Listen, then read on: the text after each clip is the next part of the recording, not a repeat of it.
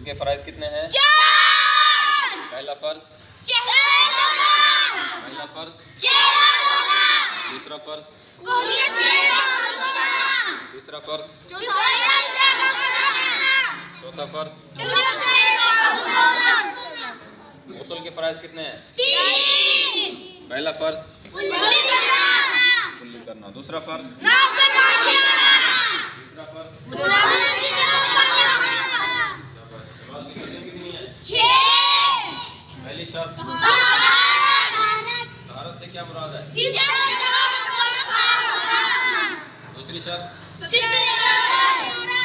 औरत से क्या मुराद है? का छुपा हुआ होना। तीसरी शर्त शाबाश। चौथी शर्त, पांचवी शर्त, छठी शर्त। शाबाश। नमाज के फर्ज कितने हैं? पहला फर्ज, दूसरा फर्ज, तीसरा फर्ज, चौथा फर्ज, पांचवा फर्ज, छठा फर्ज, आखिरी बात में बैठना, सातवां फर्ज खत्म करना। खुरूज बिसुन्नतिही, अपने इरादे से सलाम कहकर नमाज को।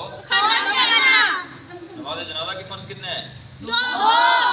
कितने हैं? पहला फर्ज, पहला फर्ज, दूसरा फर्ज, चार तकबीरें कहना। शाबाश। नमाज जनाजा की सुन्नतें कितनी हैं? पहली सुन्नत सलाम, दूसरी सुन्नत,